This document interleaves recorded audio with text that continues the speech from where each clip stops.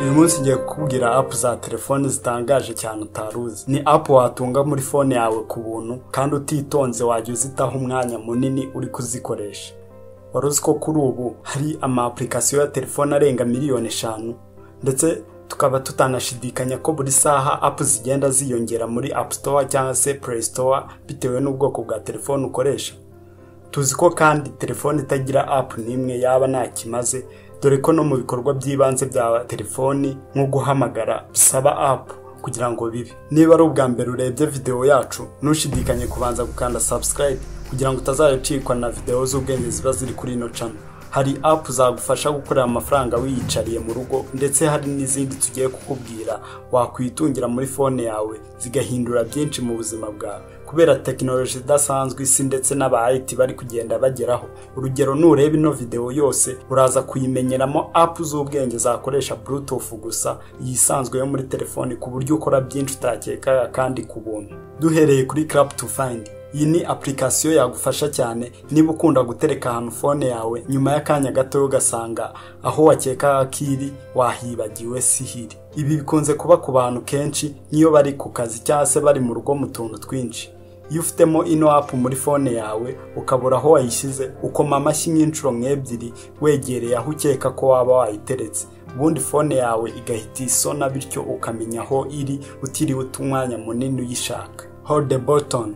Tekereza ko ari igihe kingana iki wamaze urutoki rw'igikumwe cyawe rufashe kuri screen ya smartphone yawe. Muri ino app umuntu umara igihe kinini afatisha urutoki rwe kuri phone ye ahembwa amafaranga.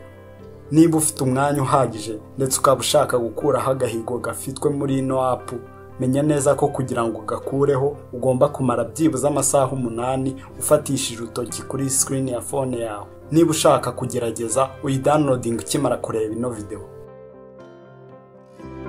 Kissing test cyangwa se application pour embrasser.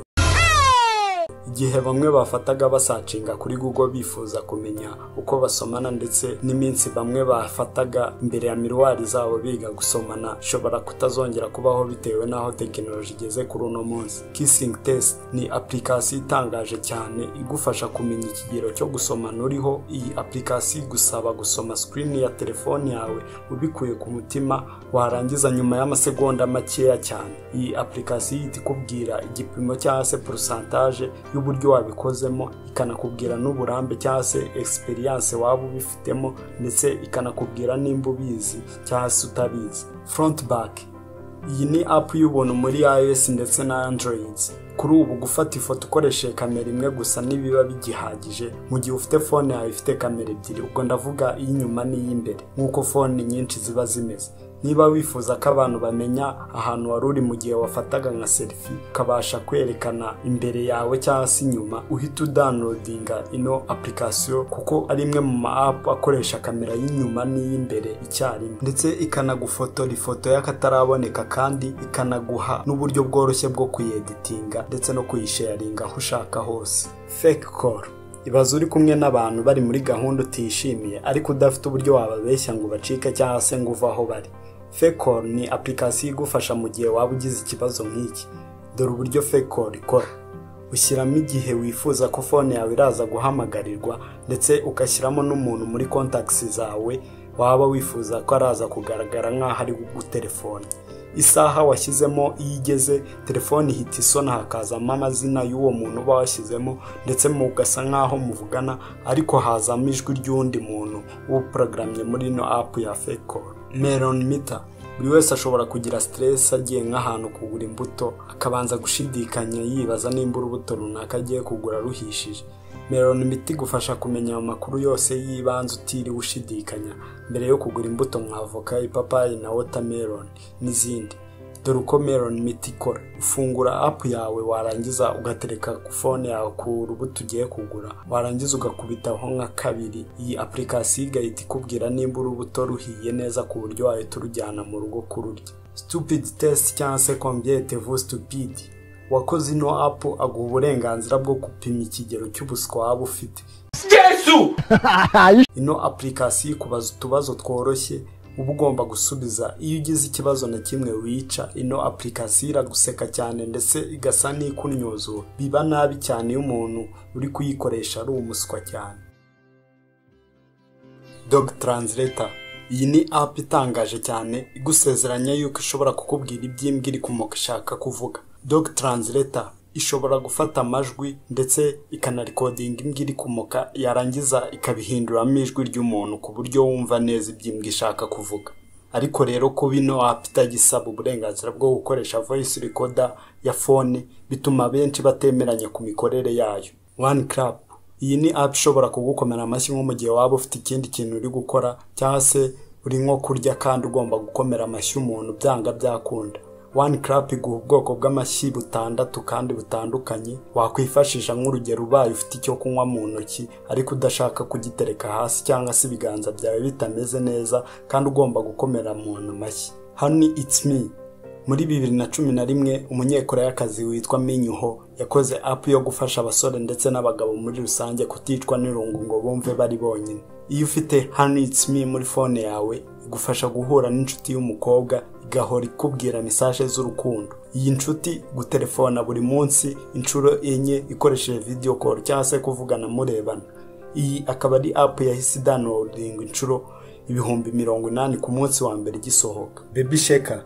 Ino app nyuma y'iminsi 2 gusa igisohoka yahise ivanwa muri App Store. Baby Shaker yabaga irimo umwana muto w'uruhinja urimo arira cyane, igasaba uri kuyikoresha guhoza uwo mwana vuba cyane byihuse, acugusa phone ye ku buryo umwana arahita arekeraho kurira. Nyuma yo gucugusa cyane phone, iyo umwana yerekeragaho kurira, dusaraba 2 dutukura twazaga mu maso y'uwo mwana. Ino app yashyizwe hanze na Apple ariko wa mbere mu gitondo, yahise ihagarikwa kuwa gatatu wakurikiyeho muri icyo cyumweru kuko ubusanzwe kizira guhoza umwana umucugusa. Ariko abayikoze bakaba baravugaga ko bayikoze mu rwego rwo gupima uko abantu batandukanye bihangana imbere y'uruhinja ruri kurira, ndetse ikaba yaranahembaga amafaranga umuntu wabashaga guhoza cyangwa se gucecekesha urwo ruhinja mu gihe gito yagishoboka.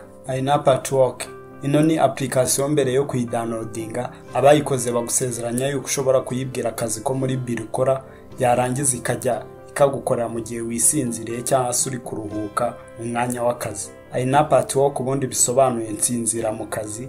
Ni app ishobora kugusomera nka dosiye zitandukanye z'akazi waba ufite, ikaza kuguha incamake y'ibirimo. Si ibi gusa kuko iNaPatchwork ushobora kwishyiramo umuvuduko iraza gukoresha, ikora ibyo wakagombye kuba ukora mu gihe wisinziye cyangwa se uri mu bindi bintu, ikagerageza kuza guhuza neza n'umuvuduko ukoresha ubaye uri mu kazi udasinziriye. Pimple Popper. Wagize amahirwe nimba utarumva uko agaheri ko mu maso karyana iyo ukimeneye, ariko nimba ufite uduheri mu maso ushobora kugerageza ino app. Nk'uko izina ryayo ribivuga, iguha kumenya uko mu maso yawe haba hameze uramutse wikuyeho uduheri twose ndetse n'utudomo tw'umukara bamwe bajya bagira mu maso. Muri Pimple Popper niwe wimenera uduheri ndetse ino app isohora n'amajwi wagasohoye mu gihe uri kumva ububabare bwo kwimenera agaheri, ari nako n'uturaso tuva muri utwo duheri. Vuvuzela World Cup Horn Plus. Iyi ni app yakwica amatwi uramutse urebye nabi. Vuvuzela World Cup Horn Plus yakozwe nyuma y'igikombe cy'isi cya 2010 cyaberaga muri South Africa. Yakozwe bashingiye ku rusaku rwumvikanaga ku mastade atandukanye, dore ko abakinnyi benshi bakomeye batishimiraga urwo rusaku bakavuga ko rudatuma bakina uko babyifuzaga. Uko ino app ikora biroroshye cyane. Mu gihe wafunguye ino app uzunguza phone yawe inshuro imwe, ubundi phone ikagusakuriza cyane bidasanzwe. Kugira ngo uhagarike ino tortire y'amatwi urongera ukazunguza phone yawe indi nshuro. Fake and Excuse. Iyi ni app yagufasha igihe hari umuntu waguhamagaye mukavugana igihe kirekire ariko kumva urarambiwe. Fake and Excuse ni app igufasha kubona urwitwazo rwo gukupa umuntu mwavuganaga. Fake and Excuse igufasha iguha amajwi atandukanye wakoresha ku buryo uwo mwavuganaga yizera ko bitakikoroheye ko mukomeza kuvugana. Urugero, Fake and Excuse iguha gushyiramo amajwi ya za moto cyangwa se moteri z'imodoka ku buryo uwo mwavuganaga agira ngo uri mu muhanda cyangwa se uratwaye. Si ibi gusa kuko ushobora gushyiramo amajwi y'umuntu uri gukomanga ku buryo uwo mwavuganaga agira ngo ugiye kumukingurira. Ufite Fake and Excuse ntago wakongera kubura ubwitwazo bwo gukupa uwo mwavuganaga. I am rich. Nk'uko izina ryayo ribivuga, iyi ni app yakorewe abantu b'abakire bakize cyane.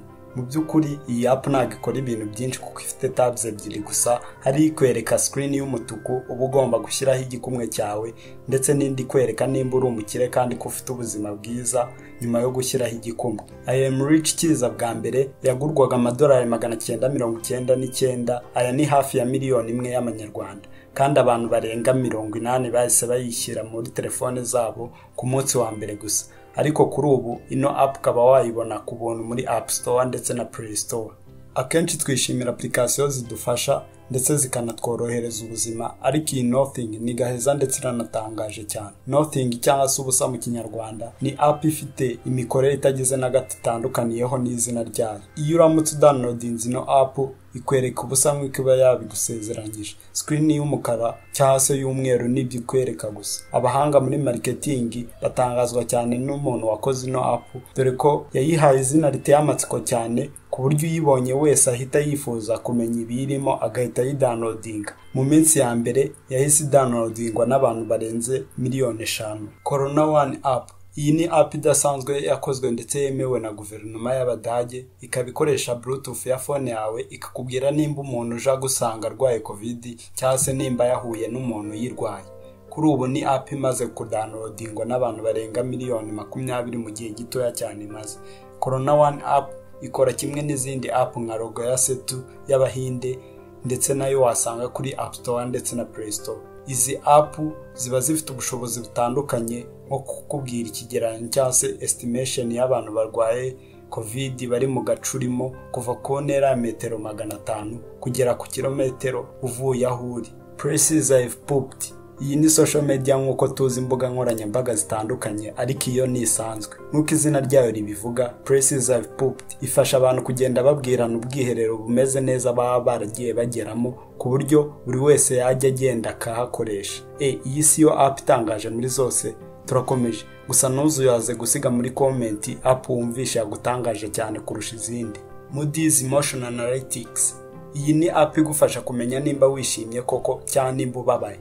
Moody's gusaba kwifata amajwi uri kuvuga byibura amasegonda 20, yarangiza ikakubwira ibyiyumviro byawe ishingiye ku buryo ijwi ryawe rimeze, nka volume wakoresheje uvuga ndetse n'igihe n'ingufu wakoresheje uri kuvuga. Turagushimiye, niba wakunze ino video kanda like ndetse urebe na video ziri kuri ino channel, ndabizi ziraza kugushimisha.